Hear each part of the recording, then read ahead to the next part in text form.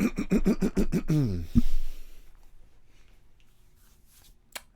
make sure this goes live.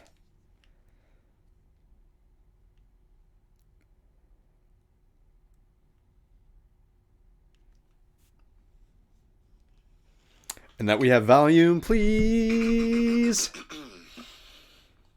All right, we're set. We already have a few watchers already, guys. That's cool. I'm going to share this quick.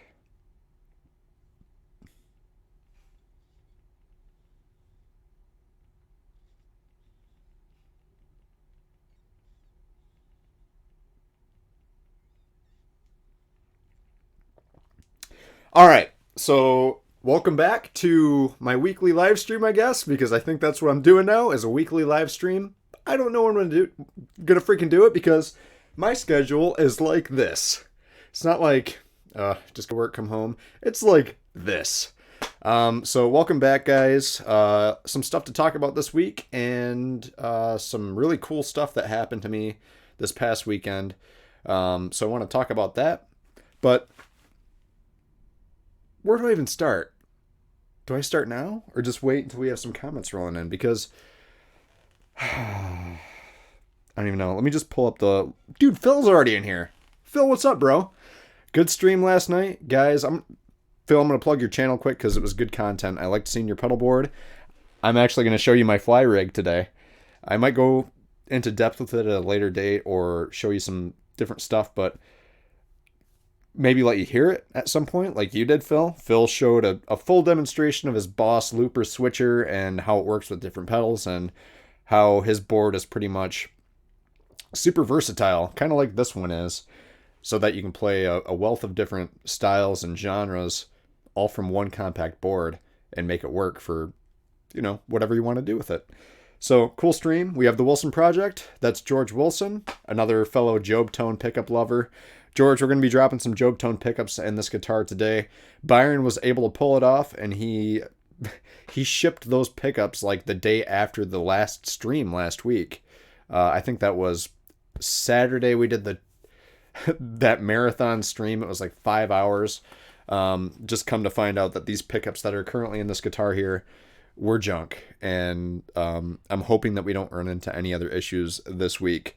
We're going to have to backpedal a little bit. I'm going to show you how to remove solder from the back of a potentiometer. We're going to start fresh there. And I'm also going to look at the three-way switch that we currently have in this guitar. If it's not up to my standards, I'm going to be switching this switch out with a Switchcraft three-way switch that I purchased for Darrin, kind of as a, sorry you haven't had your guitar in a week, bro. I thought I was going to knock this out for you. Again, I'm not getting paid. So what we did was we worked out a deal with Byron Job from Job Tone, where basically it's not a deal at all. I'm just installing some really cool pickups. The thing, it is kind of a deal because he put a lot of OEM work to the side. He works with McPherson Guitars and a few other companies and a few people I personally know that have pickups on order, and he kind of pushed those to the side to get these out quick for Darrin. So again, thank you, Byron, for putting us to the front of the line there.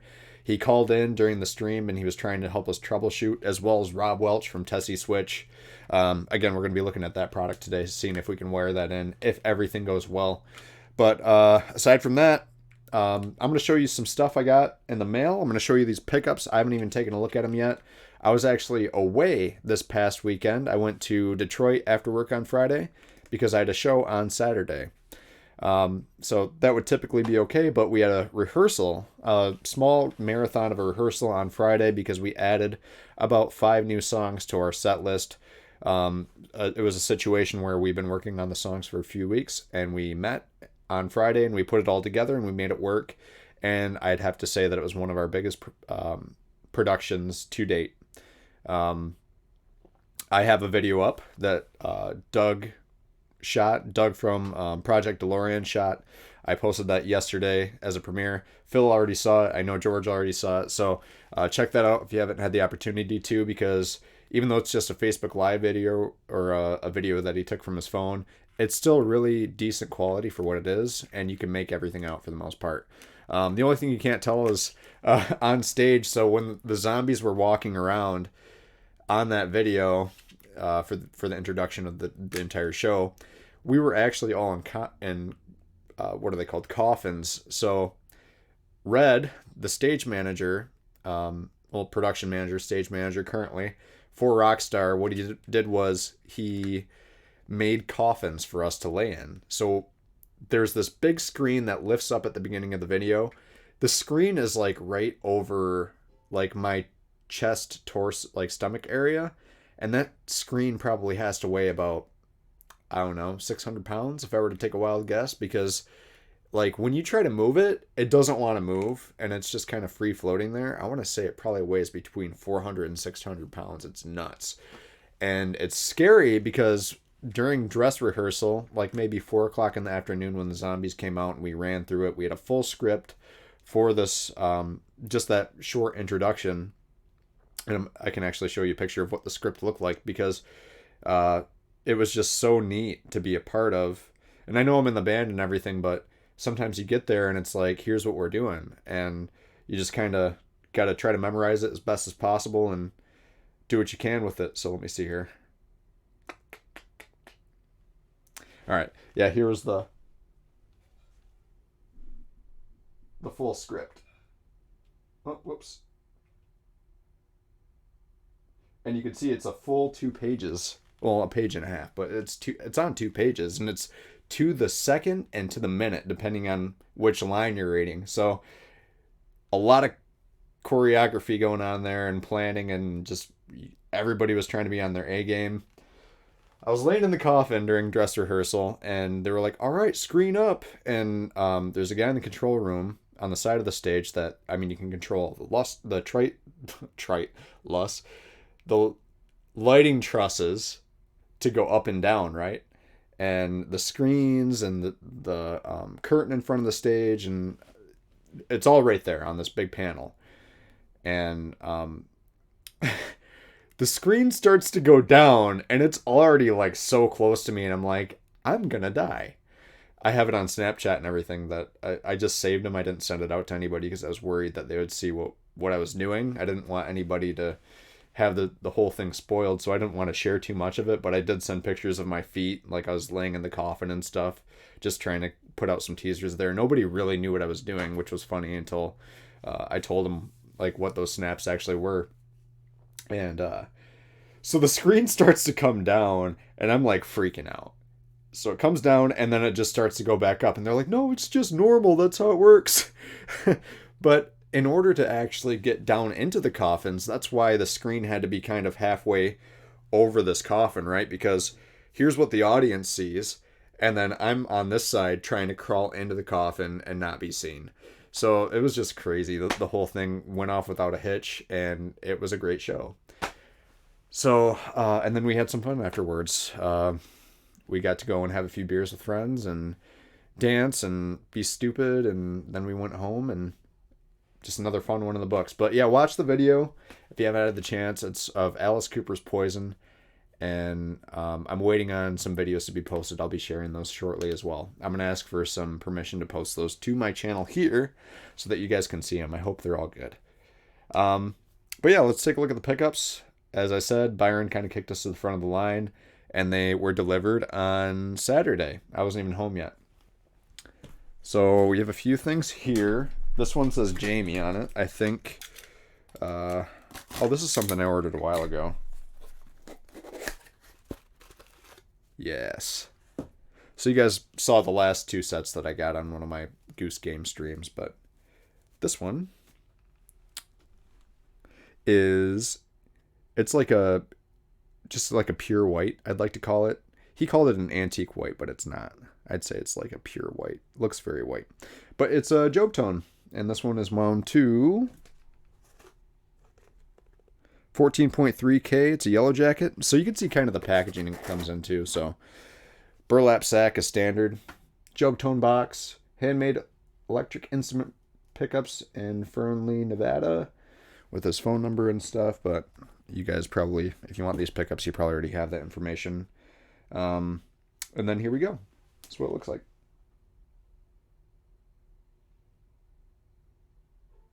And then this is the first time you're seeing a non-powder coated version. So Here's his laser etching on the back.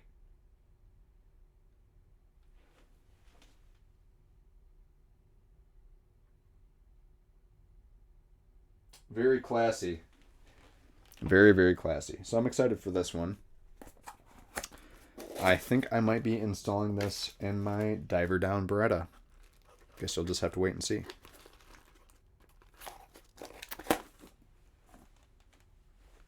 And then Darrin's set. Let's see here.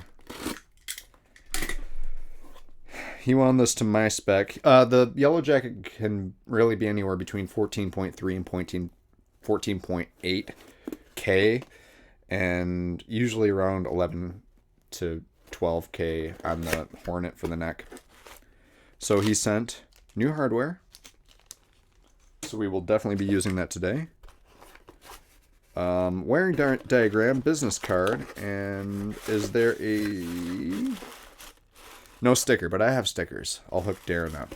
And there's something else for Darrin, but I'm not going to tell him what it is yet, because I just want him to come over, grab his guitar, and then he'll get a little bit of a gift. So hopefully he likes it. Let's take a look at this first one.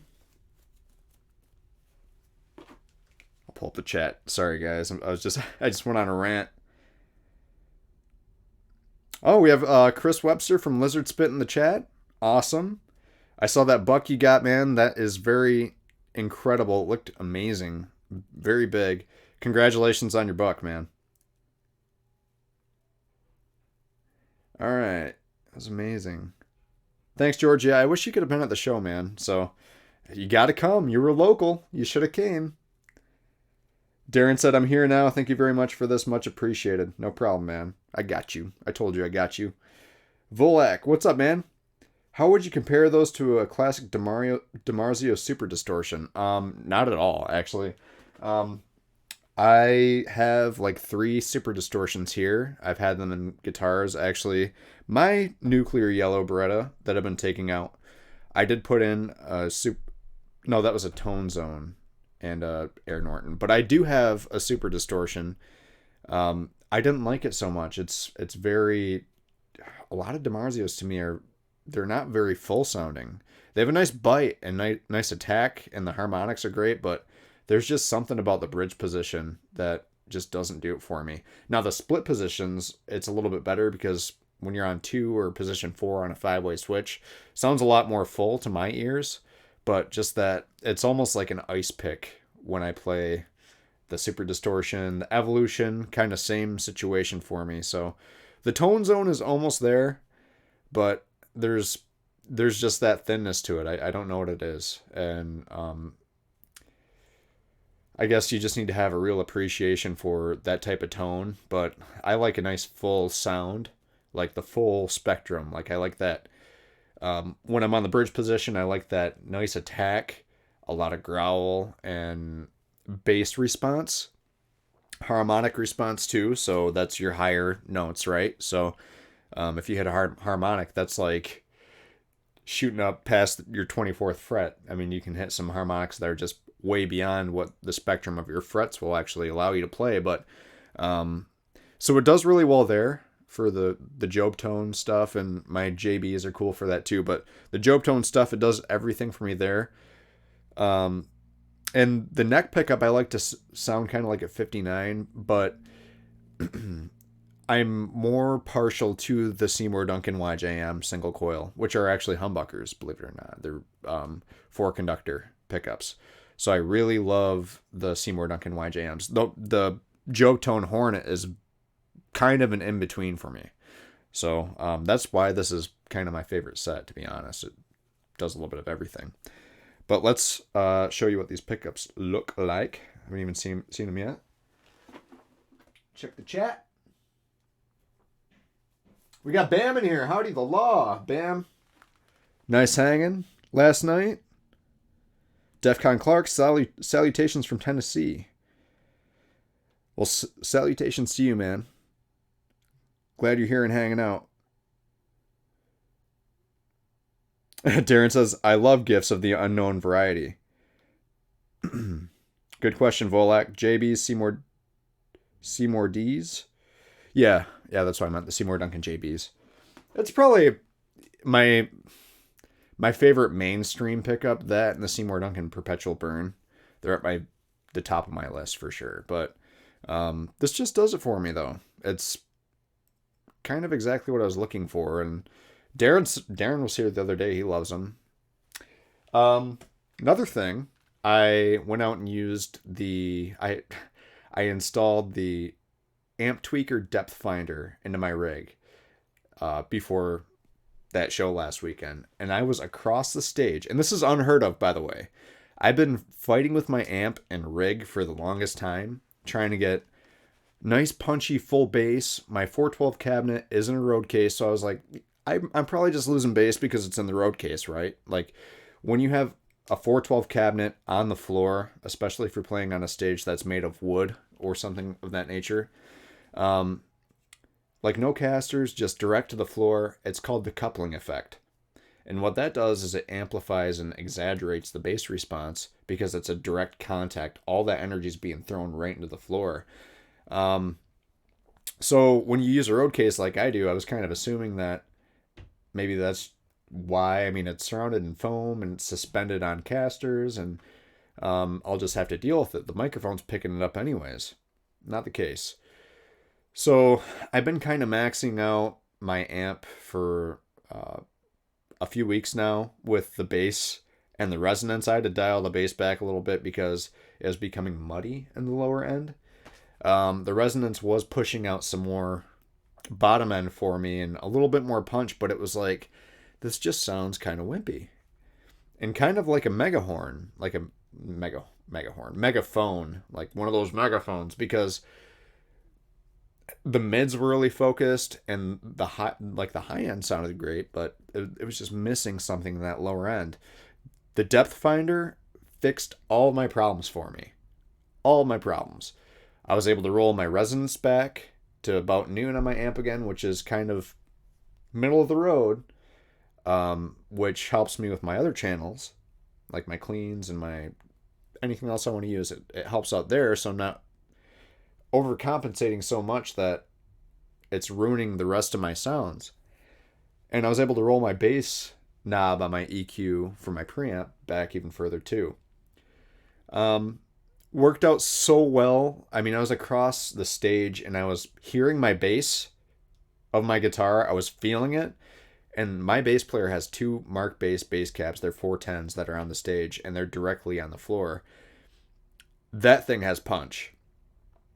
My other guitar player, Steve Lane, has a Marshall JCM 900 with a 1960 cab with blackbacks. That thing has serious punch. It's an amazing cab, amazing amp. The thing's been dropped a million times. When you move it, it sounds like broken glass, but it sounds great. I don't even know how it's still working, to be honest. But yeah, so I completely annihilated, and I kind of feel I don't feel bad. I kind of annihilated the bass player, not volume wise, just sonic footprint wise, and the other guitar player with my just the chugs were unreal, man. So it worked out so well.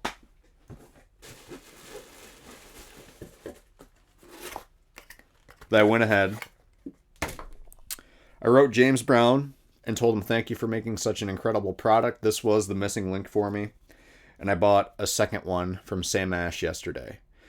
Again, I have yet to use this with a modeler, but with an amplifier or after an amp in the box pedal like this, I just put this right after my Sir Riot Reloaded into the clean channel of my amp. So it only affected the Sir for that patch anyways. And this absolutely kicked my amp in the ass. So I'm trying to think of the settings. I have mine upside down. My settings are about like this.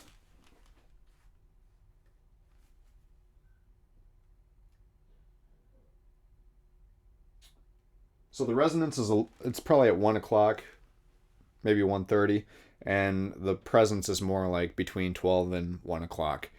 Just kicks it in the ass. It's so amazing, and it's like $90 if you're having issues with your low end and just your EQ as a whole, this is the best active EQ that I've tried, hands down. Like I said, it was so worth it, and it impressed me so much with my live rig that I had to have a second one, and I'll probably have a third one at some point. But that's my testimonial on this product. It's that good. Definitely worth the money. The price of admission is so low that you might as well give it a shot if you're struggling. So there's that. And here's Darrin's first pickup. I don't know what the hell it is, though. I don't know if this is the neck or the bridge, but we're going to find out.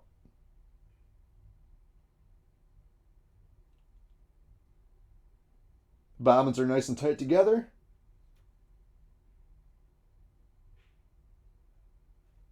That laser etching on the back. And a nice long lead, which actually he advised not to cut down very much. He's like, it's not going to matter resistance-wise.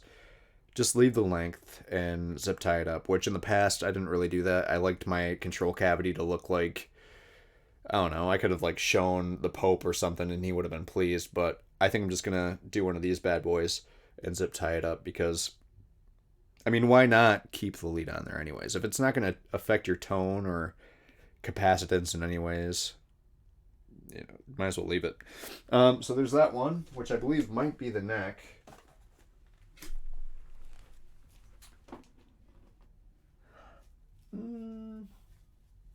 Awesome, your tone is killer. Oh, I might be missing some stuff here.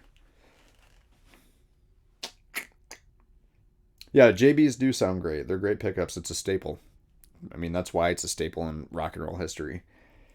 Awesome, your tone is killer. Still always bettering that 80s rock metal tone. I'm going for arena rock, man. I want it to sound huge and massive and just like straight up punch people in the face. And there's a girl that actually went to see me. She drove down with her friends.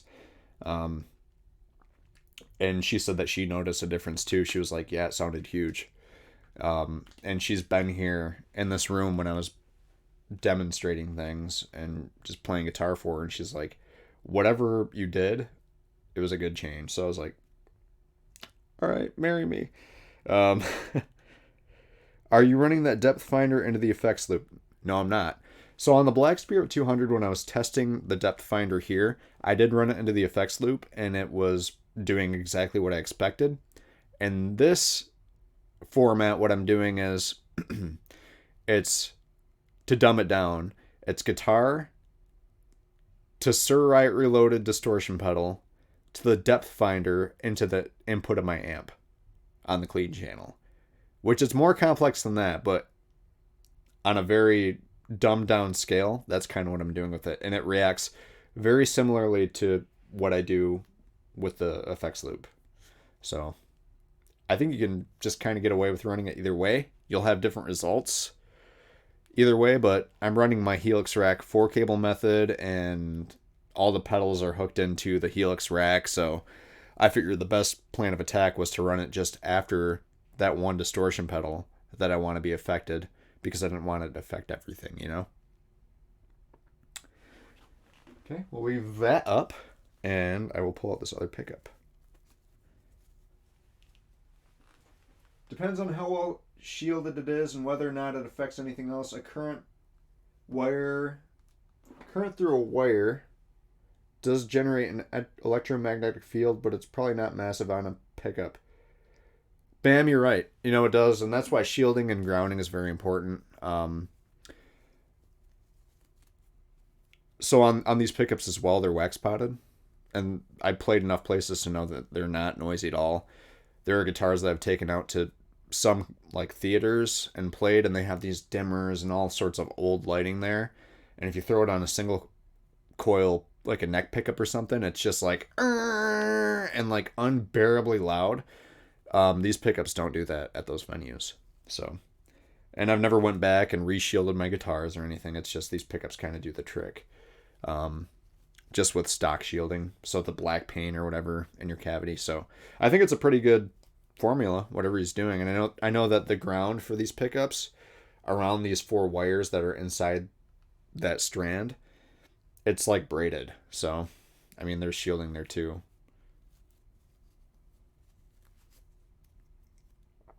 Okay, this is the bridge pickup,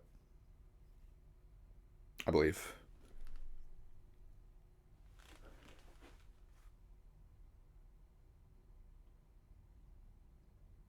Looking good.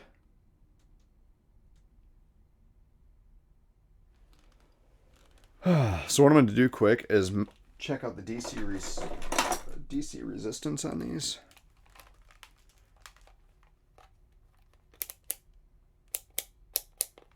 Actually, the ohms on these.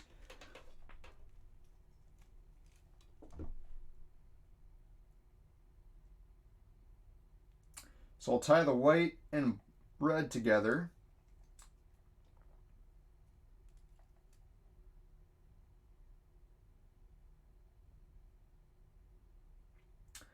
And the black and ground together.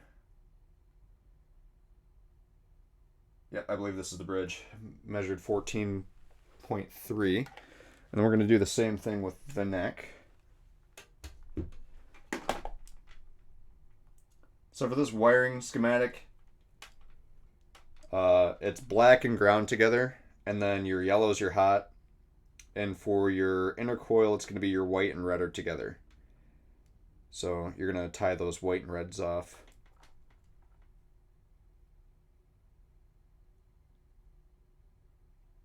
Perfecto. Yep, this is my neck pickup. I learned something the other day during the stream, how to use a freaking multimeter. So there you go. Alright, what do we got here?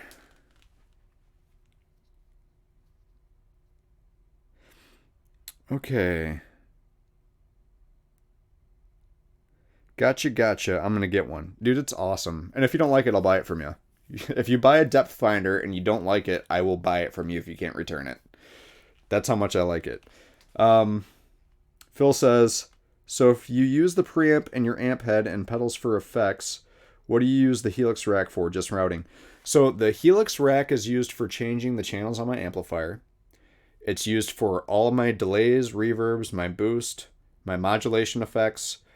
I use it for routing all of that stuff in front of the preamp of my real amplifier, or I can have it reroute with one button press. I should show you this sometime because it's really neat. I can route anything I want to the effects loop. I add noise gates that are snapshotable. So what that means is my clean will turn the noise gate off. If I turn on my dirty channel, it will turn the noise gate on, but it's a low threshold, right? So it's just quiet enough on stage where it's like whisper quiet. And then when I click on, let's say, Super Crunch or my distortion channel, it bumps the gate up a little bit, like the threshold of the gate up a little bit, so that it has a tighter squeeze on the noise ratio, where it's harder to feedback and squeal and stuff. It's a really nice system and setup. It makes my life super easy. If you haven't checked out the Helix stuff, you definitely need to, because even if you don't use it for amp modeling, which I don't like it for amp modeling whatsoever, except for the clean stuff and for low gain. High gain is like, it sounds fake to me and it doesn't feel good at all.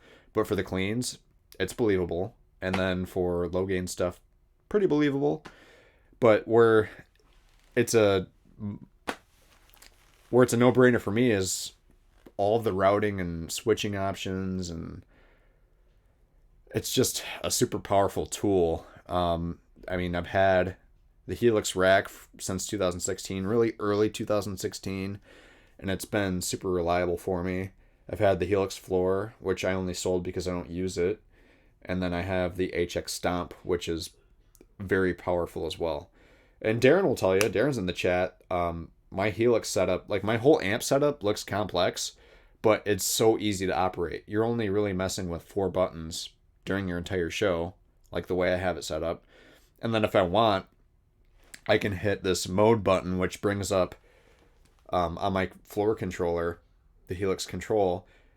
It will allow me to instantly access any of those effects and turn them on or off at any point in time. So if I want to trigger a phaser or a kill block that stutters my guitar signal, I can do that. Or boost manually from whatever channel I'm on. I can add that clean boost to my signal and just bump it up like 6 dB. And it's just all so easy to follow and read. I don't even know how to put it. Like, there's just so much I could go into depth with for the Helix. I was looking at getting a stomp for reverb and delay. The gate snapshots would be really useful too, now that you mention it. Yeah, I'll never go back to a standard noise gate, because if I want to have different gain stages set up, if I want to have a low gain set up and have a noise gate on with it, the noise gate is going to overpower my low gain signal and I'm going to lose my sustain. So having the Helix, you eliminate all of that, and then you can add as many gates as you want, or even an input gate. You can change the impedance at your input if you want. It's crazy. There's just so much you can do, and it's so easy to set it up. All right, so what do we have here? Would you compare the depth finder to the BB Sonic Maximizer? No, I wouldn't. Not at all. Again, the depth finder is made by James Brown, the guy that designed the the PV5150 block logo. And that amp has an incredible resonance and presence control. And it's kind of what made that amp what it was. And this little box, I don't even know what it did with it. I'm like thinking at 1,000,000 miles an hour. I should probably slow down anyways. But yeah, this little box here is basically that. I mean, it's the same circuit, but he found a way to do it with smaller components and stuff. But it does the thing. Absolutely does the thing. So it's a great utility. I wouldn't say it's... If you can get away without using it, if your amp has the sweep, don't get one. But if you're struggling trying to get certain things out of your amp, definitely get one. And I've tried it with the Black Spirit 200. It's great, which I don't need it for that because it has more than enough resonance on tap. The Black Star Series 1 doesn't have enough of it on tap. Carbon Legacy 3, which I have down here, added just what I needed too. So I would say the odds are pretty good so far.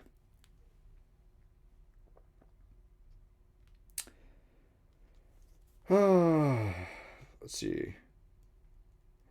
That's what always put me off about using gates. I hear you, man. I have like 2 gates down here of a ISP Decimator G. It's the G string one. I have the Decimator 2. I have the Boss NS2, which was great for a time because you can run it in something called an X pattern to go between your effects loop and your guitar. And now they make noise gates that the gate turns off when it sees the input of your guitar. Like your guitar goes straight into it, and it just automatically triggers the gate to turn off so that your signal flows through.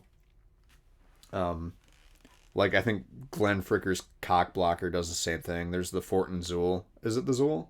I wouldn't say. There's a Fortin pedal that does kind of the same thing too. The ISP G string does the same kind of thing, where as soon as it sees a signal, turns off. But yeah, there's definitely no beating just setting up your gain stages and then adding one of those noise gate blocks in Helix and then just turning the knob. Like there's 3 knobs. You turn the knobs until it's good. And then make sure that your entire volume sweep, it's good across your volume, which it will be. If you set it up at any volume, it will be. But and then you just save it, go to your next preset, set it for that specifically, save it, and now when you toggle between your first preset and your second preset, it will change the values of your noise gate. It's insane. Darrin, yep, Jamie's rig looks complex and does take knowledge to get it to the point he has it, but it's a dream to play through. Simple affected snapshots basically do it all. Yeah, it's almost automated. I could probably hook it up to Ableton and have Ableton run my entire show for me, but I don't like that. I'm kind of traditional. I like to be able to have the control there. And then if we go on longer, like drag out like a song or something, I don't want to be relying on a computer for that. I don't think it'd work in my band.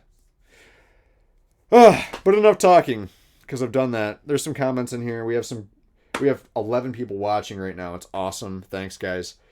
we need to get to this guitar. That's why you guys are watching. So we looked at the pickups. We looked at this package I got. I'll fly through this. Got some Floyd Rose stuff. These are all rags. They're really nice. Say Floyd Rose on them. I'm a Floyd Rose artist. I wanted rags, so that's what I got. We got a 32 millimeter brass block here. That's going to be going on a Floyd Rose here pretty soon. We got 2 packs of their heavy-duty noiseless springs, which are incredible. If you have a squeaky tremolo when you press the bar down, or if it's noisy to any capacity, get these springs. If you run 5 strings in your Strat, you might only need to run 2 of these. I have a video on that. And then I also got studs, because sometimes you just got to change out your studs that your Floyd pivots on. So I got those as a backup. That was quick.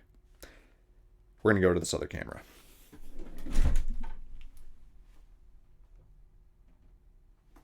Which is totally not set up. It's kind of on this box here. Move this mic. Get a drink of Wawa.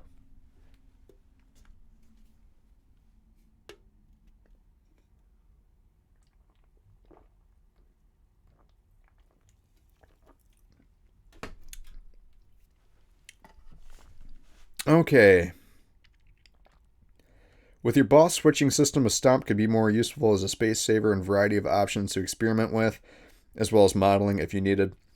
Bam, good thing to know about the stomp is you're limited to 6 blocks, so you can only have 6 different effects, noise gates, utility blocks, amp blocks at any one given time per preset. So it's kind of limiting when you compare it to the Helix LT or the Helix Floor or Helix Control that allow you to do a million things. Like I don't even think I'd ever be able to max out the DSP on those because I don't need that many things, but the 6 blocks and stomp has kind of been able to get me through. It is kind of limiting at times. It challenges you and makes you plan your stuff out, but you can get by with it. So it would definitely be a great addition for Phil's rig. I definitely believe that.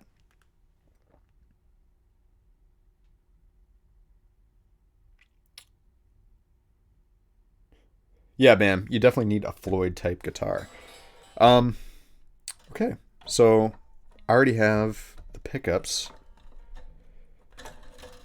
removed.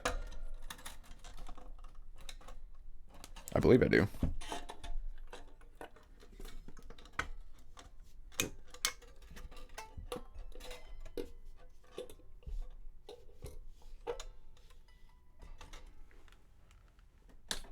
Let's turn on this soldering iron. Get our solder ready. This is the solder I used last week. Just get it from eBay. Really inexpensive.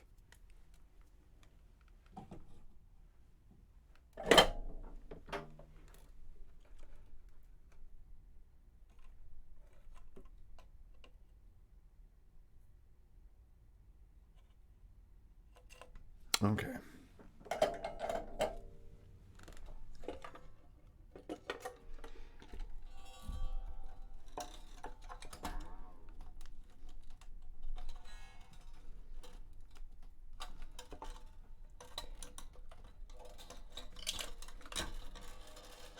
Dat boy is definitely stuck in this cavity. Let's see if we can get it out.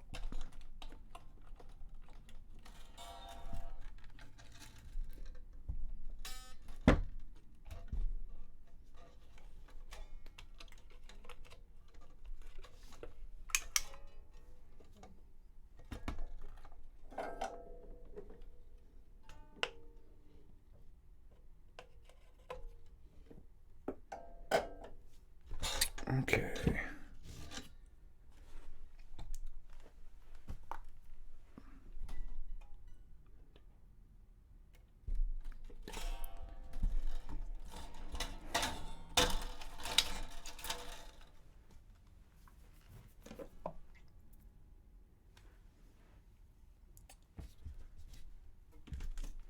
I just want to pull up the chat, that way I can see everything, guys. I'm so bad about that. Like, when I get focused on this, I kind of lose focus on this. So I'm trying not to screw anything up.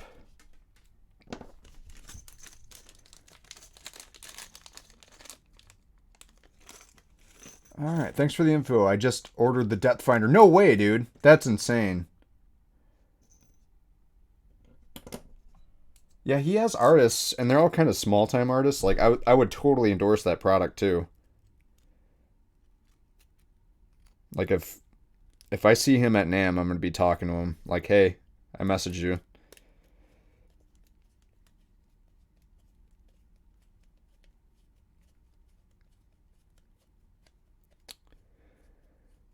Let's see here.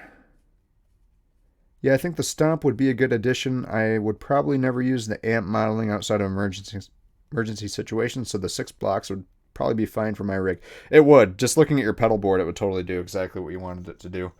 And then you don't have to worry about pedals breaking and stuff, or because those wear out over time and stuff.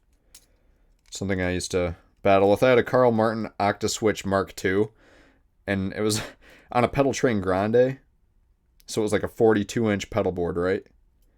Massive pedal board, and I had like, I don't know, what did it take? I think like 8 pedals you could plug into it as loops, and then program it with dip switches.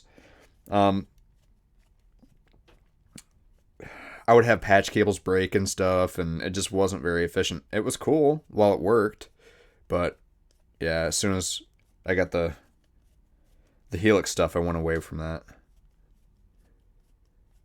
The law, you always catch every comment, dude. I fail miserably on that front. Don't worry about it, man. Dude, you're reading comments back all the time. And I don't need a refresher because I noticed that last night. I was like, man, he's on top of his comments.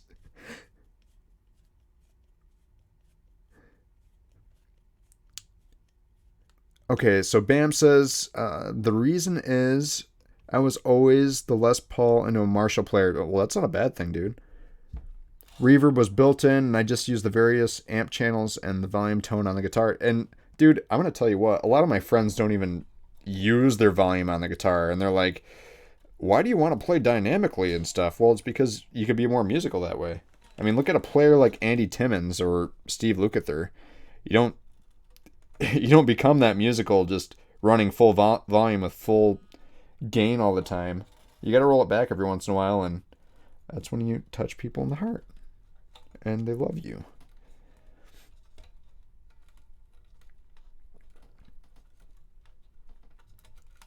I only got my first trem guitar 2 years ago. Bam, what kind of guitar is it that has a trem? And don't always put the bar in either. My bars stay in my guitars. Always, at all times.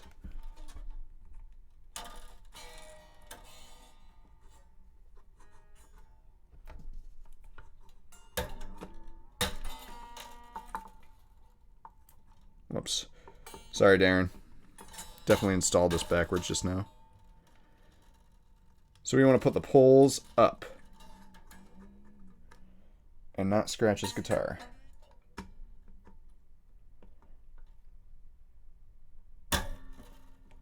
So just like that. I should have known better. And these are raked too, so I knew which way to install it, but I was just being an idiot. And for the bridge, the screw pulls will be down. So for the neck on these pickups, screws go up, screws go down towards the bridge. If that makes sense. There you go. We're using Byron's awesome new hardware that he supplied to us.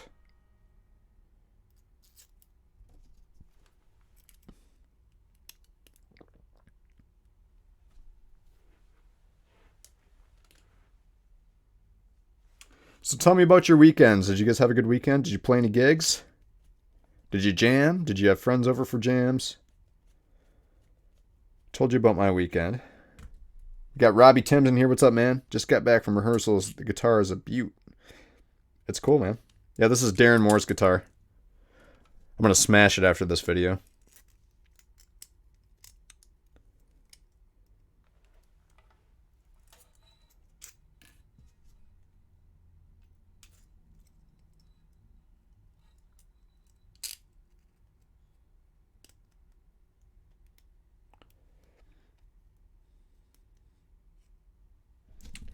What's cool about the hardware that, and you wouldn't think that it mattered, but the springs and screws that he includes in this set, they're nice tough springs. They're long and they're kind of a pain in the ass to install when you're installing a humbucker ring, but last thing you want is for your humbucker to be moving around. I mean, some guys put foam in the cavity so that they don't move around or whatever, but shouldn't really have to do that. If you have some good, long, strong springs, then it's the best case scenario. Like this one is very solid, as is. You probably see that.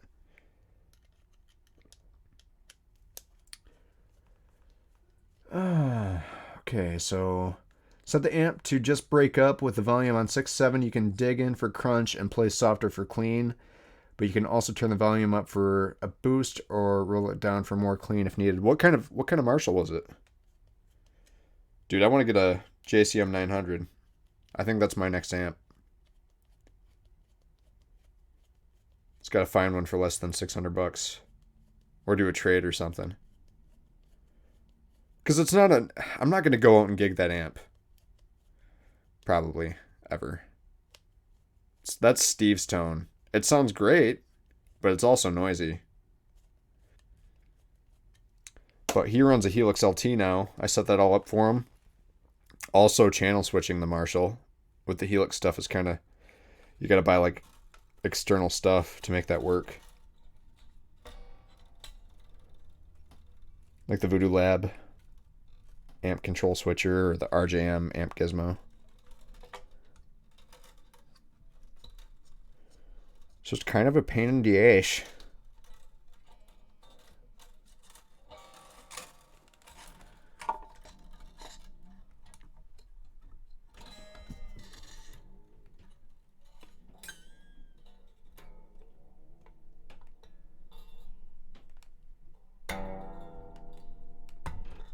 There we go.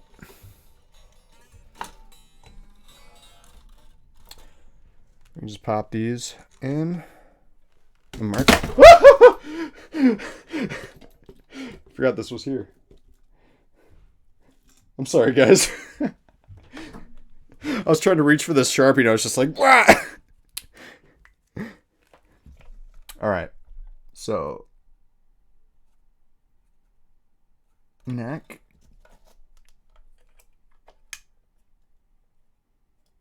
Bridge. Yeah, let's not do that ever again. That's probably really loud. I'm just breaking the fourth wall all the time. No big deal.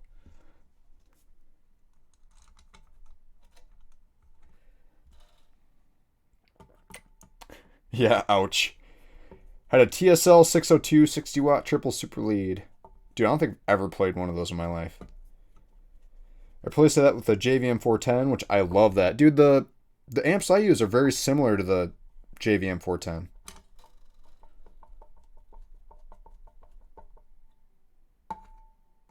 Has a Plexi JCM 800, JCM 100 hot rod. That's kind of the way the Blackstar Series 1 sounds, dude. To be honest. That's what I tell people. So I wonder if I should just like stick with this instead of getting a JVM. When I was shopping around before I got the Blackstar Series 1 amps, I was looking at the JVMs and I played them. And I wanted one really bad, but I ended up going with the Blackstar. I tried the 6L6 version of the Blackstar Series 1 first. And then I was like, oh, I don't like 6L6. And I ordered a used Series 1 EL34. And it was amazing. And then I did a trade with a guy for 4 EVH, the Celestion speakers that were in my EVH 5153 412 cab. And I slid them like $400 or something like that. And now I have a second amp. It's just right down that away.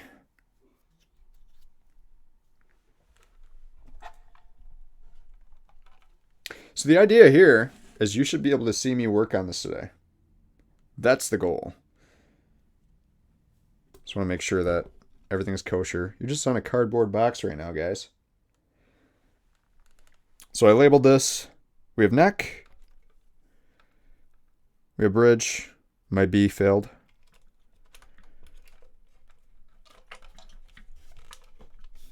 I do know that we need to remove this volume pot though. So we're going to be going back to the future. This YJM pot.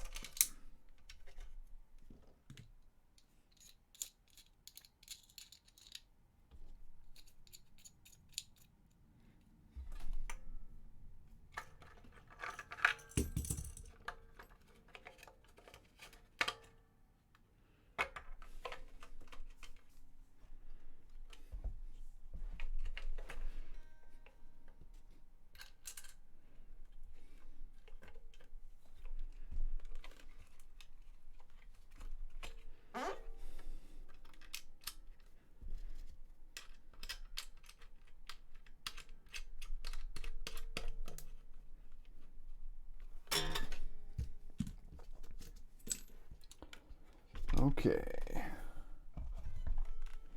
So we're going to get some solder wick handy.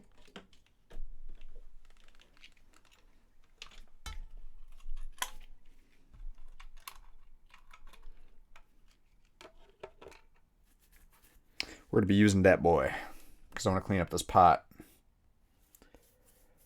All right.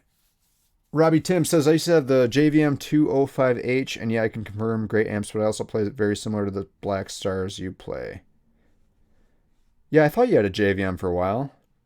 Do you still have the cab? Is that the one you were trying to rewire, Robbie?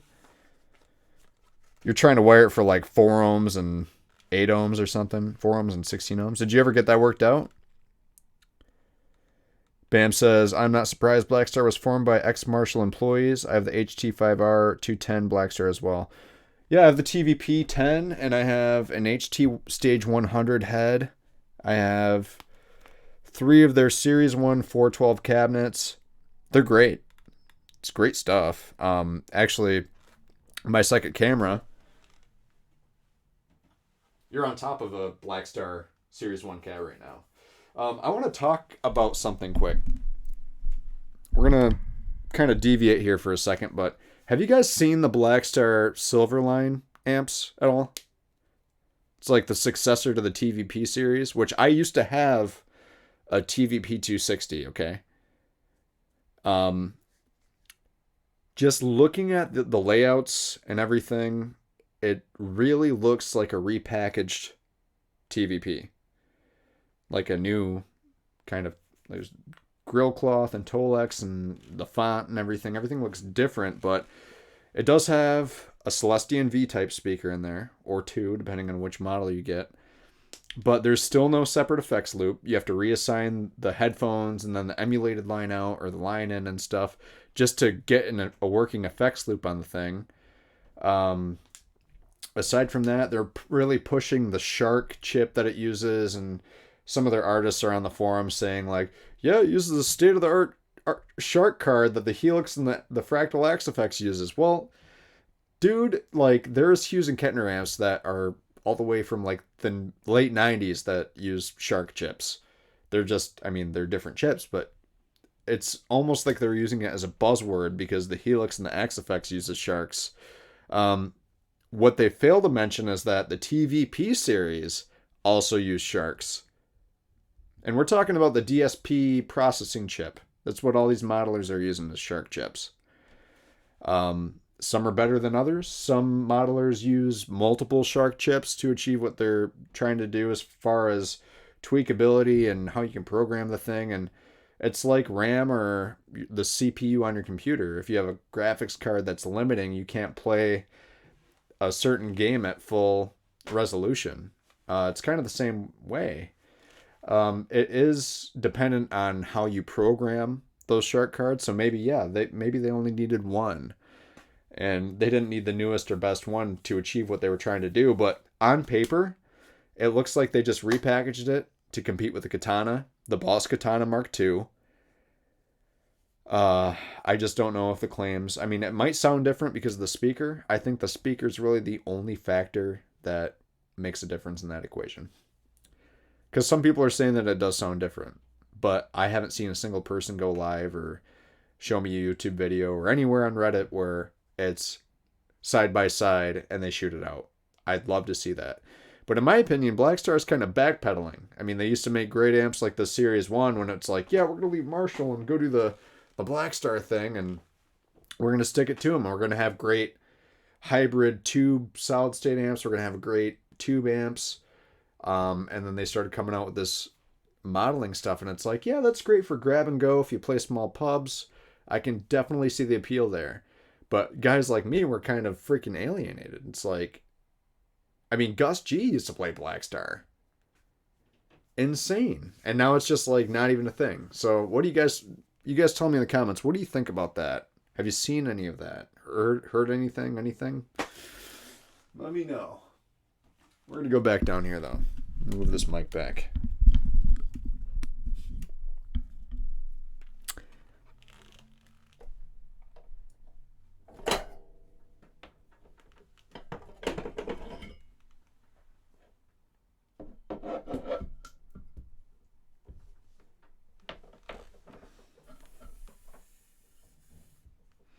Get some of the solder wick on here.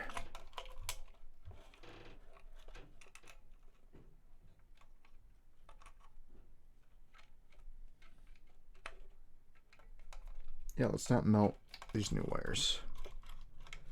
Thank you.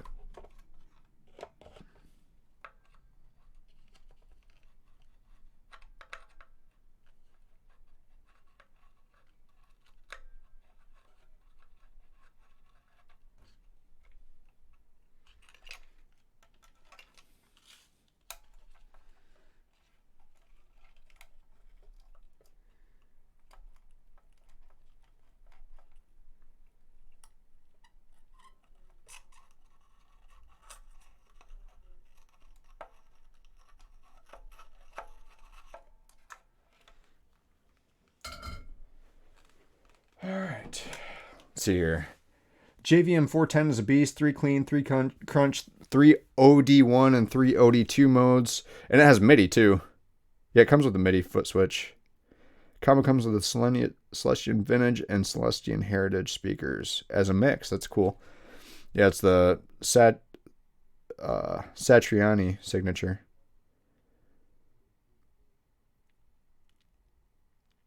Yep, I looked at both those amps. And I saw the Andertons videos for the Silverline amps.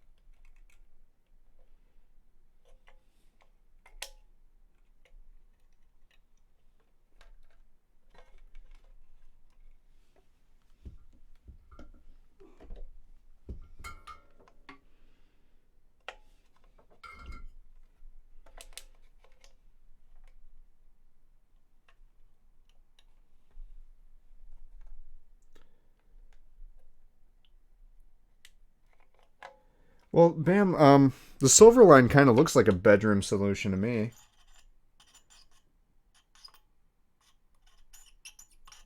Or the Helix is great too, you know?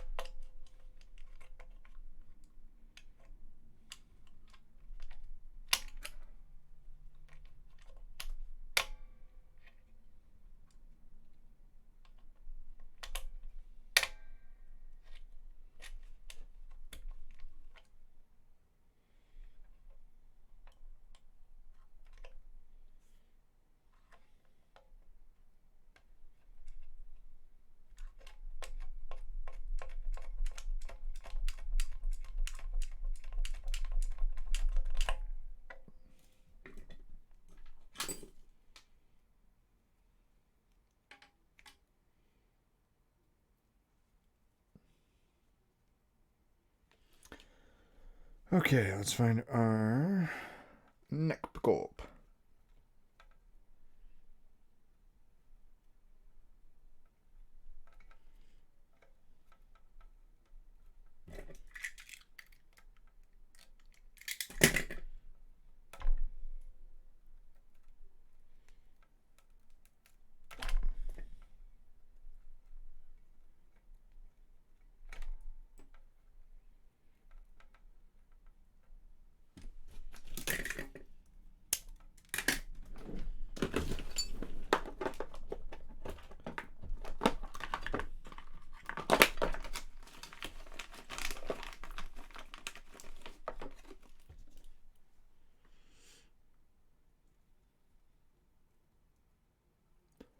All right, let's pull up the chat one more time while I'm kind of fiddling with this.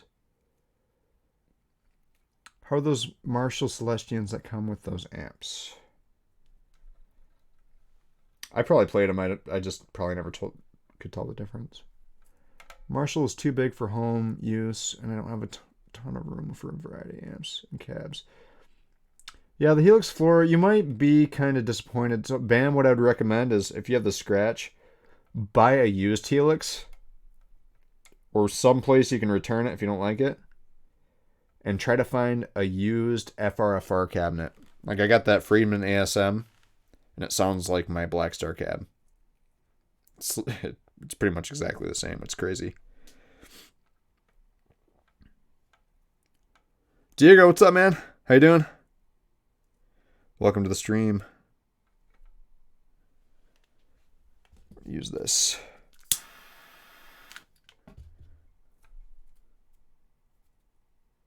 Strip it bare. Strip it bare.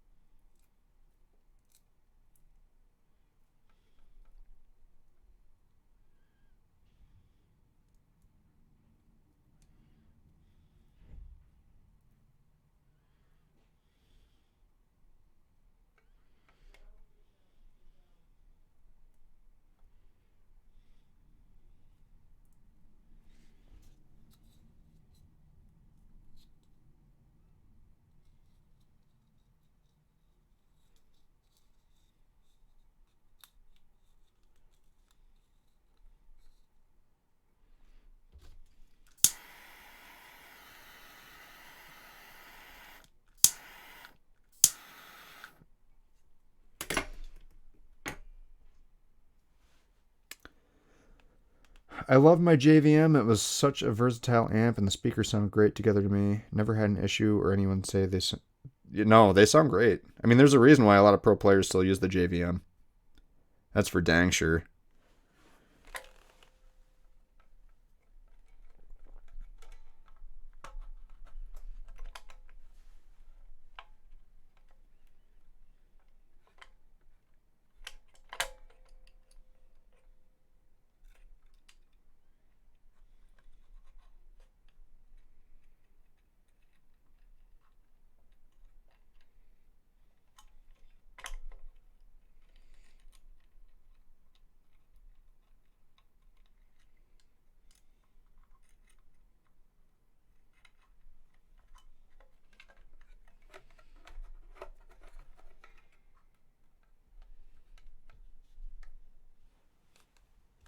Stay.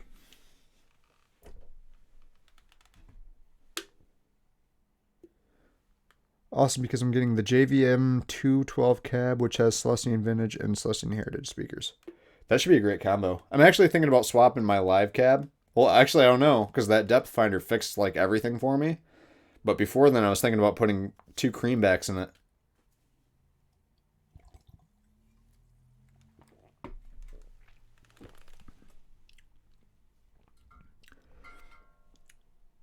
Yeah, thanks, Phil.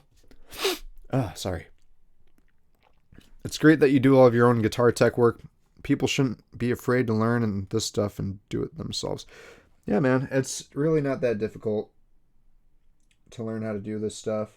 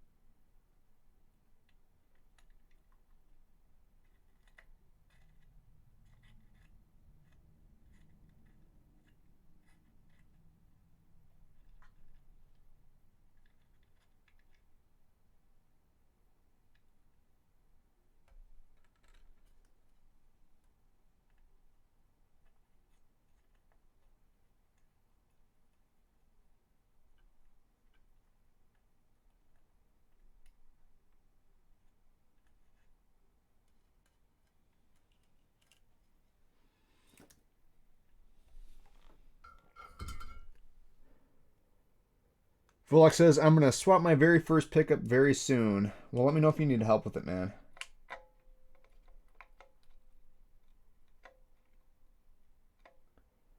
I'm super down to help.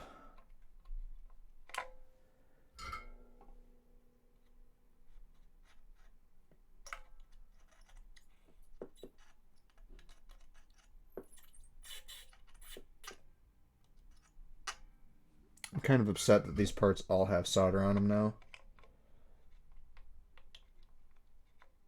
If I can be honest. Yeah, what are you putting in, Volek?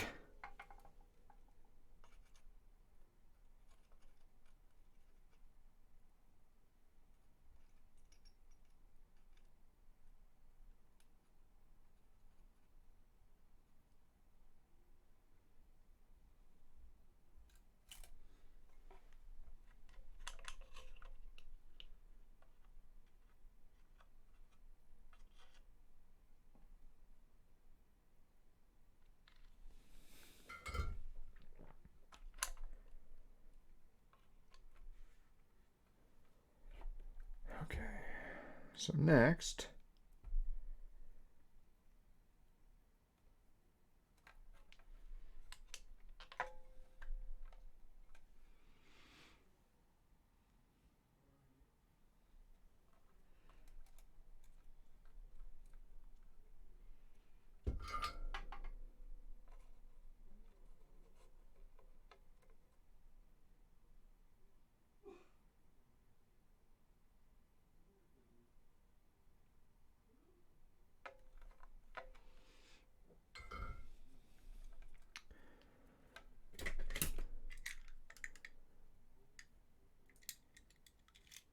Yeah. It all depends on what you play, what genre of music. And then as far as the Helix goes, and how long you want to take the time to tweak it. The hardest thing that people, like probably the biggest challenge is people that play through a bunch of different front of house situations. And all those PAs sound different, so they have to sit there and EQ their stuff before a show. But if you have the time, then I guess it shouldn't really matter. There's also the rabbit hole of impulse responses that some people fall in. Then you're spending a bunch of money on cab sims.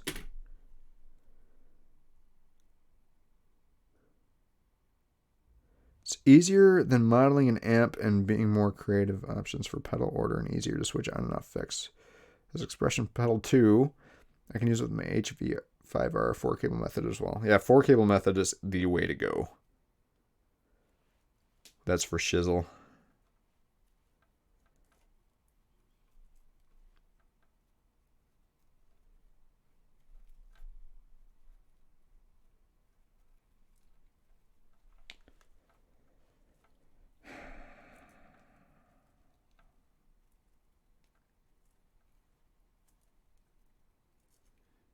Just want to get these strands all twisted up. I'm not going to use half of this ground, that's for sure.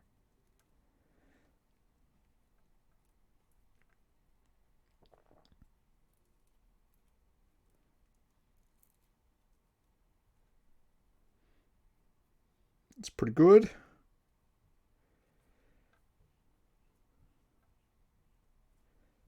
So take my black wire.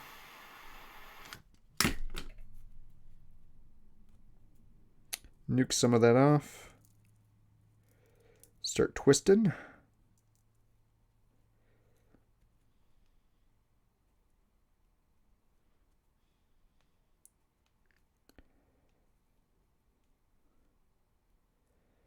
I like to twist these wires together too. That's the thing.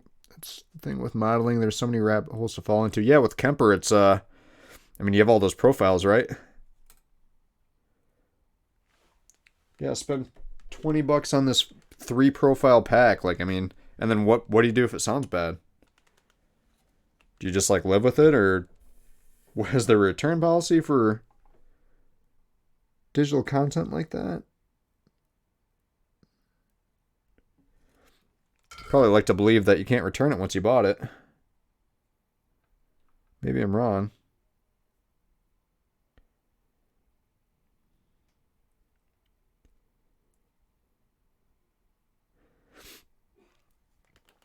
Yeah, that's one problem. Is that their tone changes so drastically that it's like, ooh, it's kind of disturbing at times. The other thing too is with that DSP, when you switch presets and you're going to a completely new patch, you get a dropout. But with the Helix, you have snapshots, so you don't get that dropout. So that's a good thing. So if you have like 2 amp models in one preset, then you don't need to worry about that dropout. But if you try to switch banks or presets, you're still going to get it. It's just, I mean, the computer's thinking and it has to almost rebuild all those blocks every time you change a preset. That's why with my Helix, I'm a one preset guy. I can stay in one preset all night for 3 hours of music.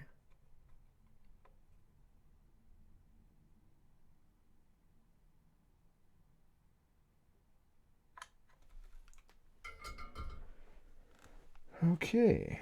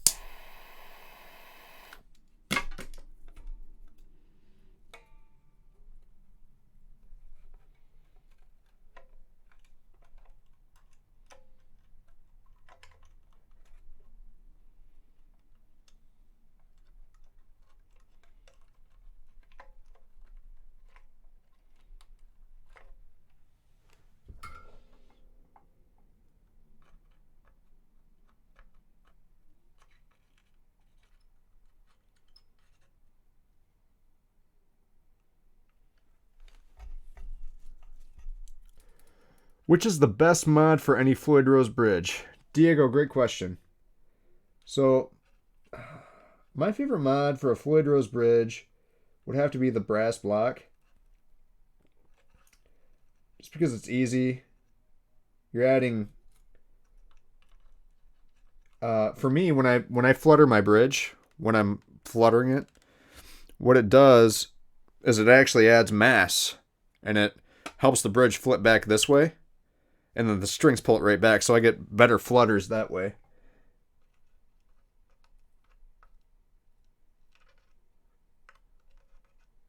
Also, noise of springs. That's a good one.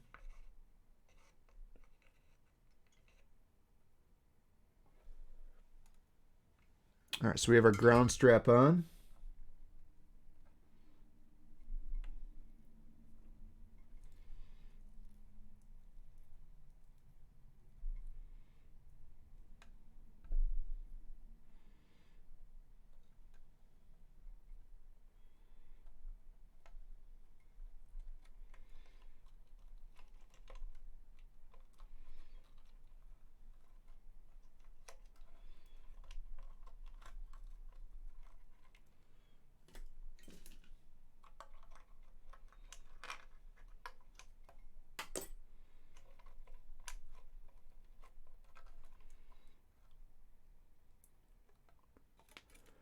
All my trums have brass blocks. Yeah, it's a smart choice, man. It's a really easy mod, too.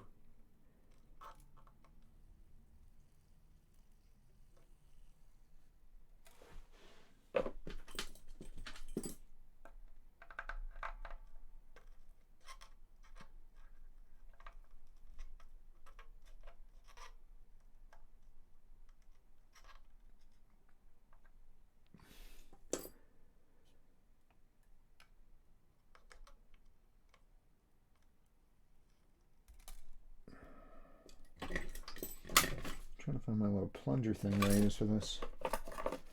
Probably use these.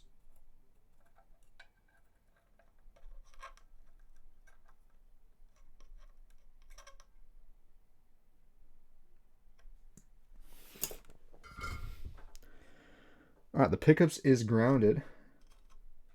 I'm actually going to leave that tail there for now. So the circuit should be complete.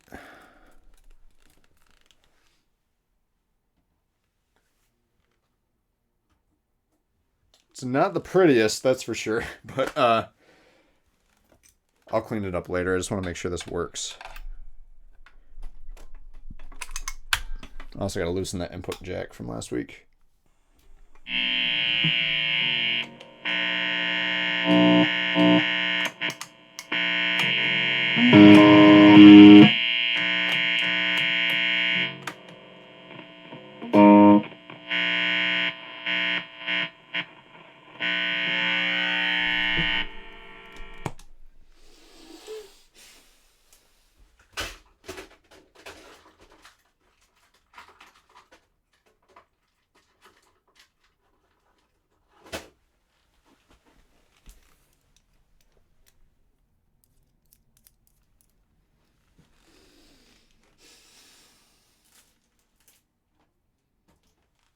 Okay.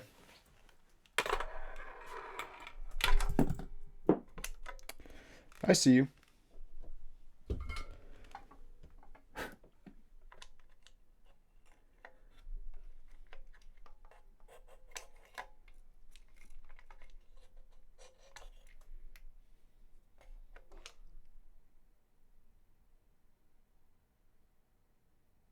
Wait.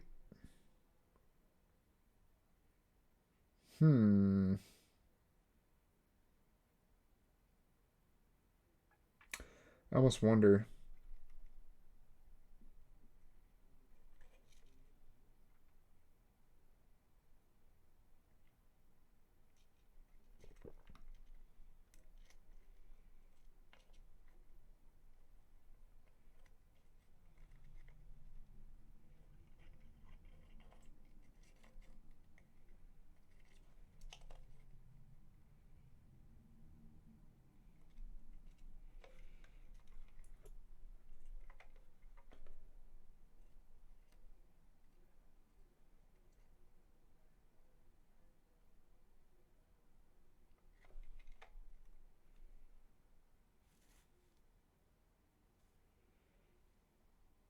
No, it has to be.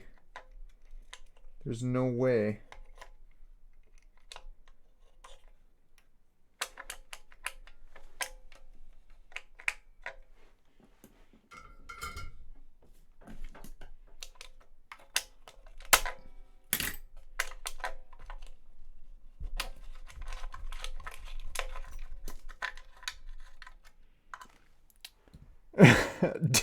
Dude, Darren's probably crying right now, guys.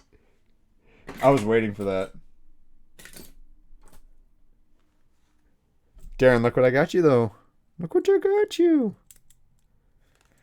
So shut your mouth. We're going to make this happen, dude.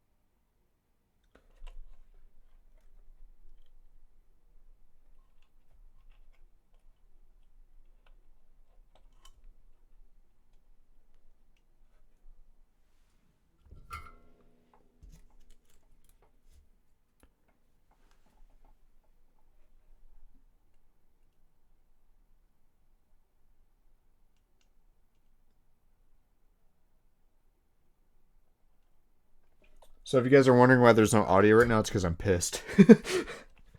I'm focused. I'm laser focused.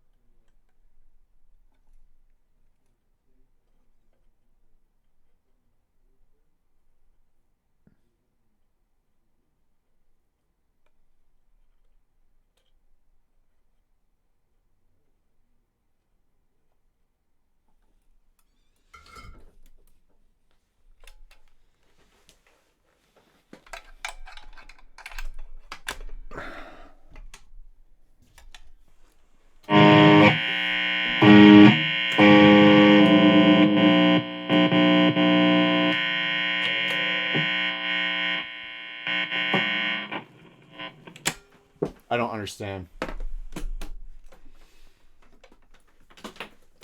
It has got to be this cable.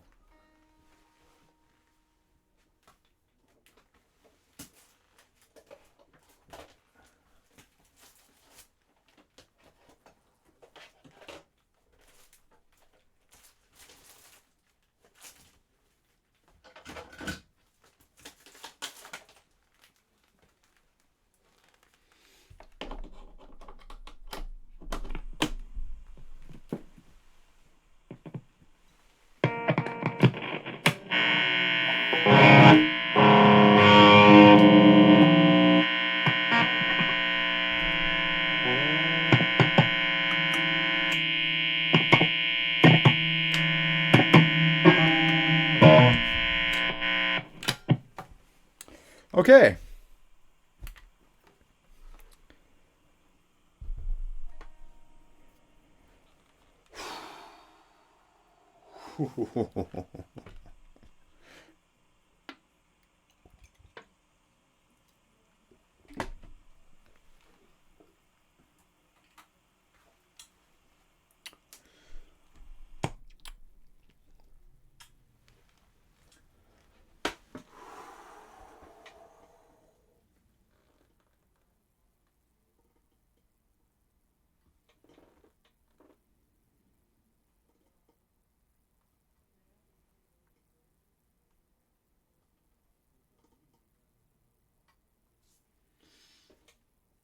I'm gonna make a phone call, folks.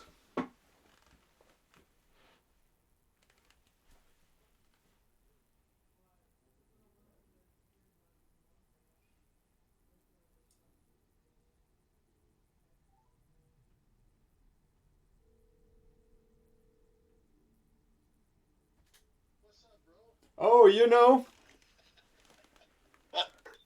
we have a celebrity caller on the phone. Yeah, right. Well, Dude, it's gotta be the Jack. well, yeah. How do you? Did you? I hate to ask stupid questions, so don't take it personal because I make mistakes once in a while too. But did you what? How is the jack wired? Can you show that? Yeah, absolutely. We have a celebrity caller on the phone. All right. me just drop Darren's guitar. Okay, so here we go. This is what we're looking at. It's going to take a minute before I can see it.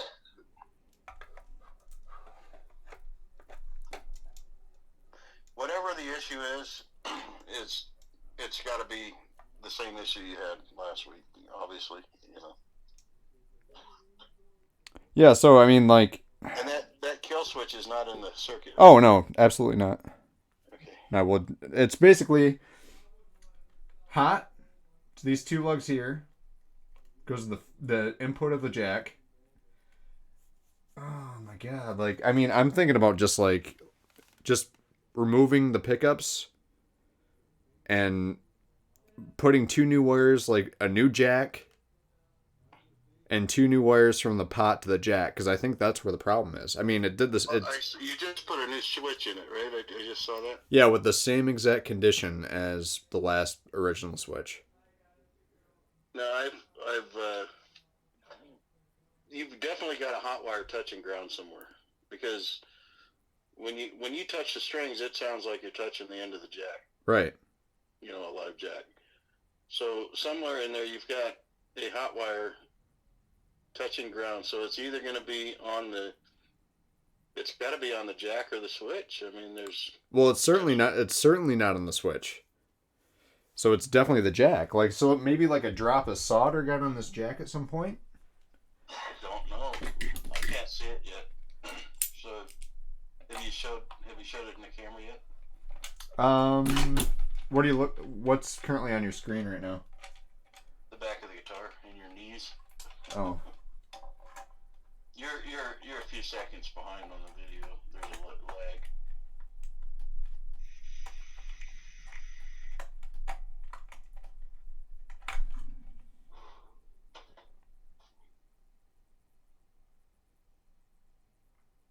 I'm going to replace these two wires going to and from this pot, for one.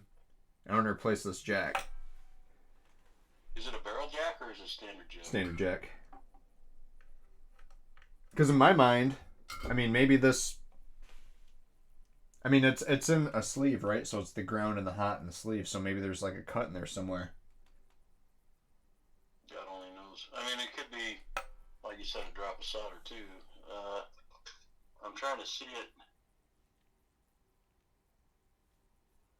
You can definitely see that the hot is soldered to the part that touches the tip, right?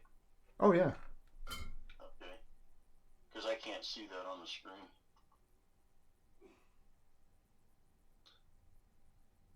Have you got another jack? Oh, yeah.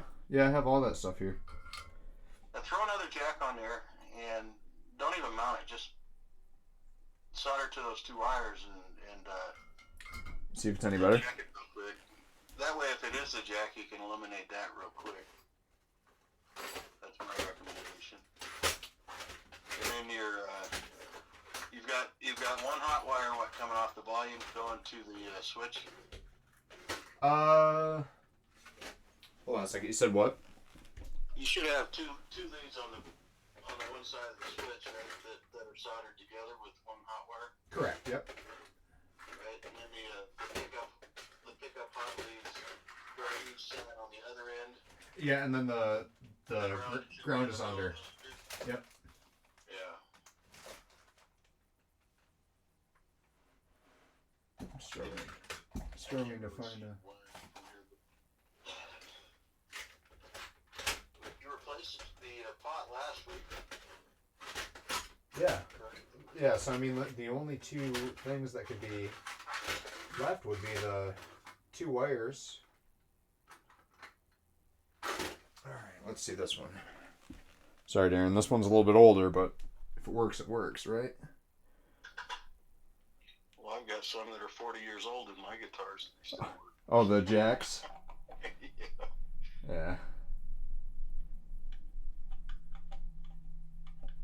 There's really not a whole lot that can go wrong with one of these jacks. It's just, unless it got dinged up or, like you said, a drop of solder or something. Yeah, I can't really see that happening either. Alright, so we have... That'll take 2 seconds. Maybe the guy will actually pay me someday for it. Oh. Busting his balls right there. He's probably not watching, but Oh, he's not actually there. no, not that guy. Now, Phil's doing most of the work on his. I'm just spraying it for him. He did all the sanding, and it's an old Fox Phantom. 66. A 66. I've never seen one of those, I don't think. They're god awful looking.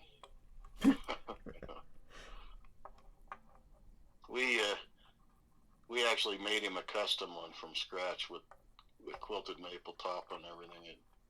It really cool looking, but then he wanted to rebuild the old one, so. Is it authentic? The old one is, yeah. Yeah, it's all original. Just it was all beat up and scratched up. Alright, let's get some decent solder on here.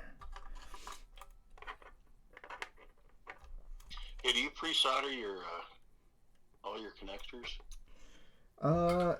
Yeah, for the most part. I highly recommend that you do that.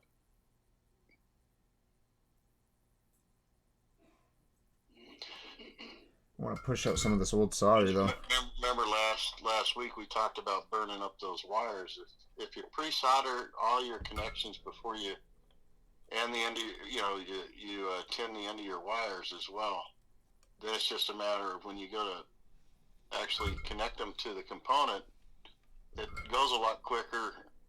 The solder will melt on both sides, and you get your connection a lot faster, and you're less likely to get the wire really hot, if you know what I mean. Yeah. So. Yeah. I just did that with the ground. Let me try to see if I can. All right, so there's definitely no break there. So you're using looks like 2-strand wire to run that to the jack, or is that? Yeah, from the volume pot. Yeah. Is that bad? I don't do that. I run individual wires, and then I use zip ties to tidy everything up in the back. Because you can't see what's going on inside that shielding, and if you got, again, if you get those wires too hot, you can burn through that rubber and touch hot to ground inside that shielded wire. Yeah, that's kind of what I wanted to rewire this for. This is all I got on hand right now, unfortunately. I've seen guys do that, use the multi-strand wire to make it look cleaner, but I don't know, man. I don't do it that way. So.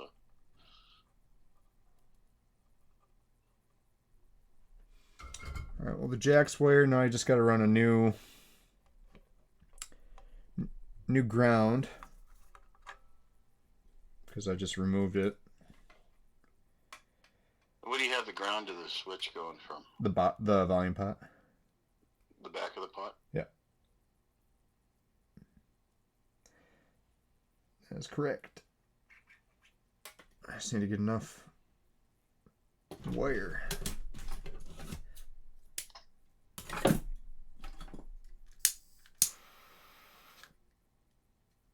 There just isn't a whole lot in there. I don't.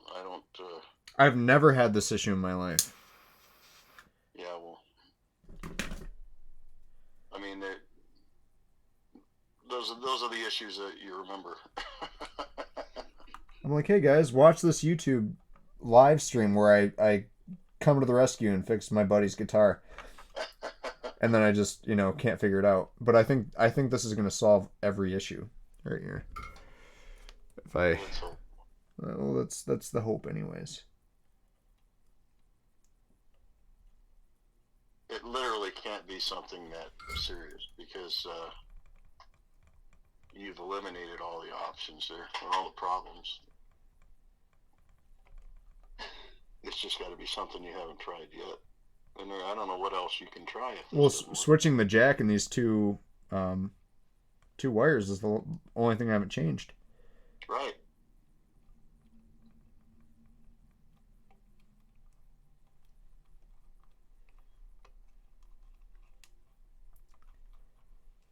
No, not to say it's not going to work, but if it doesn't, the last thing I would try before you pull your hair out is taking that dual strand wire completely out of the picture and running two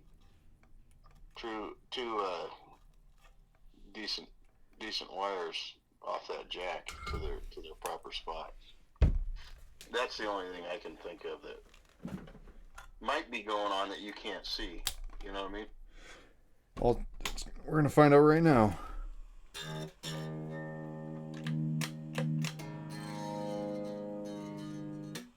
It's fixed. It did it? Yeah.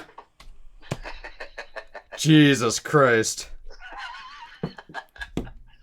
Well, it's a good thing. It's a good thing you didn't do that last week. Otherwise, you wouldn't have joke tones.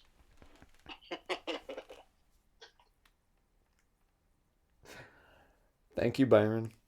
Hey, you got it. Oh my God. So, okay. So, learning opportunity for everybody. If you don't want to spend your time trying to troubleshoot such a stupid issue, run 2 strands of wire between your volume pot and your output jack, a ground and a hot. And you know what I do, Jamie? I use cloth covered Fender wire for those. Which you can order from Stu Mac. You can get it off eBay too, but yeah, which is cheaper. A lot cheaper.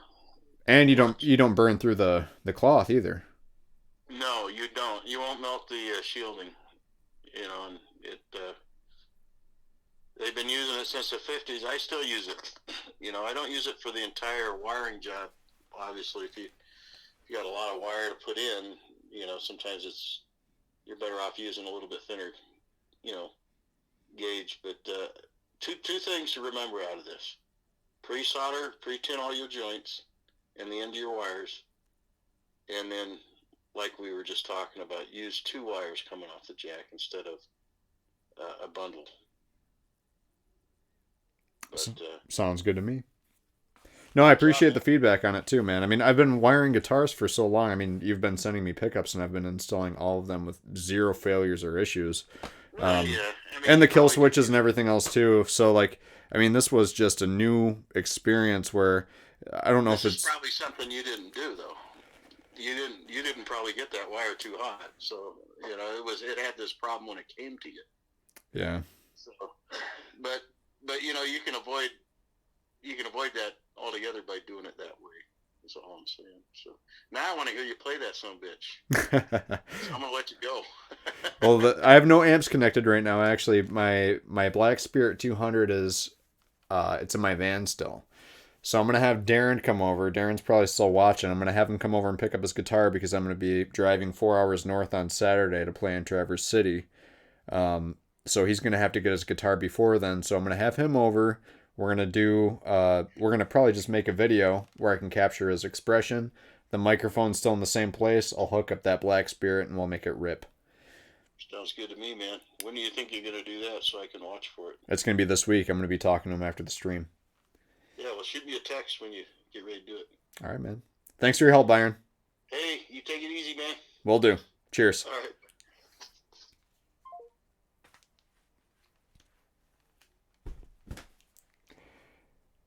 So, thanks for sticking through that with me. That was the most messed up stuff I've had to put up with on a guitar in a while. So, it was either the stupid, I don't even know what I did with it, 2-wire strand, the cheap Chinese stuff that goes between your output jack and your volume pot. Either one of those wires was melted in there, or it had to have been the jack, which I'm going to be inspecting after this video ends. I'm going to be installing his OEM switchback and the guitar because there's nothing wrong with it. I'll keep the Switchcraft on hand for a few builds that I have here. Aside from that, I'm going to make sure that his guitar is fully functional, set up well, put it back in its case, and we'll be filming later this week so that you can see the end result. I really don't think there's anything else I want to share with you guys except for check comments and read, because I know you guys were probably watching. Let's see here. Darren Moore says, try to ritual sacrifice to get rid of the grounding issue. Wire the pickup straight at the jack for a test. Cal, that was a great suggestion. However, I was not looking at my phone at that time. I was just kind of like trying to like resolve the issue. Do we need a moment of silence for Darren's guitar that I almost smashed on my driveway? Darren, I would have paid you for what you had into it. Robbie, yes, if it doesn't solve it, I'm going to give it a Viking funeral. Or just launch it off into space like they do in Star Trek when you die. They just... you get jettisoned into outer space. Buffering, welcome back. It must not have been long. Great tip, always tin your wires and components. Yes, Byron had a very good point. And I do it probably 50 or 60% of the time, but I am guilty. There are some times in which I don't do it. So that's why I'm taking it on the chin. And I will be doing that going forward. I'm glad I'm not the only one having ridiculously frustrating wiring issues with my gear. Sounds like Robbie's still battling a grounding issue with his rack rig. I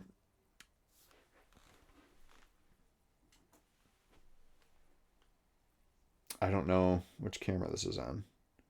All right, we're good. Oh my God. That was a nightmare, but it's fixed now.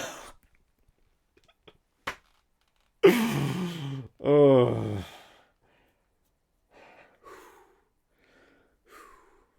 All right, Darren. I'm going to call you after the stream, and we're going to have you come over at some point this week, maybe tomorrow.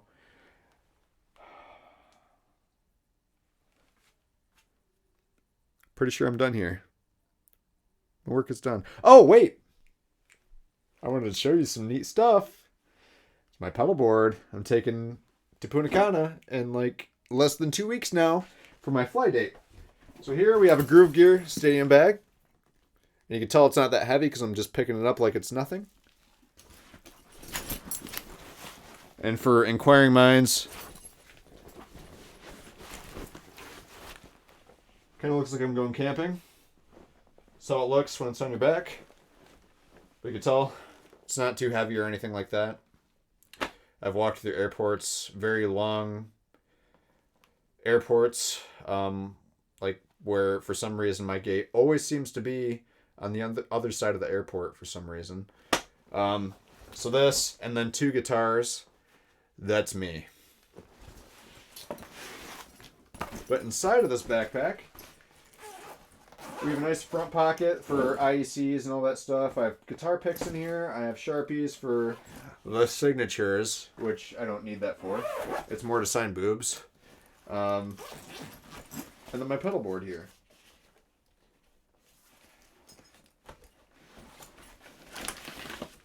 Bam! So that's a whole lot of pedal board in such a small space. So this is on a pedal train. This is the Classic Pro. No, Classic Junior. Classic Junior.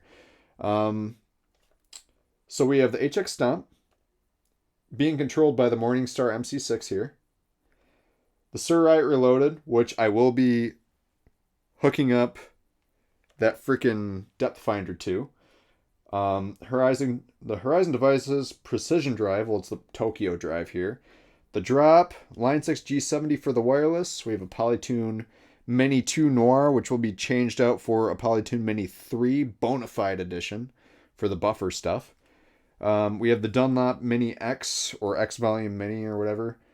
And that uses a tip ring sleeve, and it goes right to the stomp. That way I can control effects and volume with expression. It's passive, so you don't need power for it.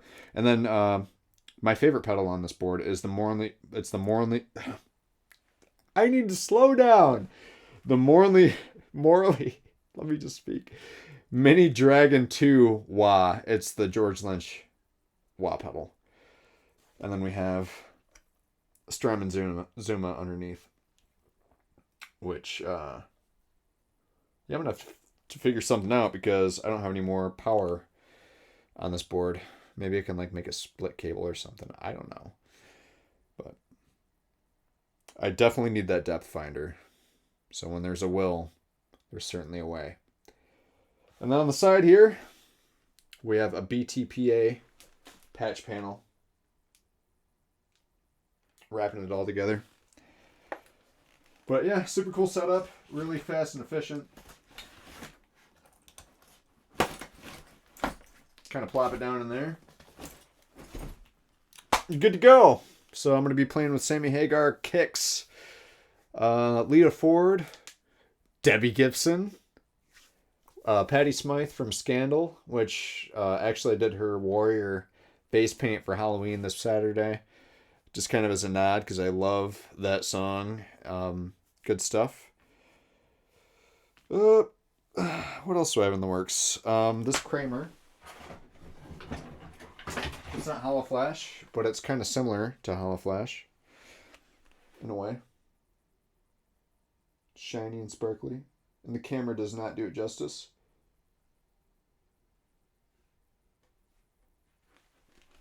Maybe if this light's on.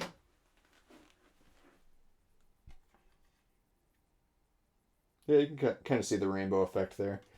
So, I don't even know if this is like going to be the final result.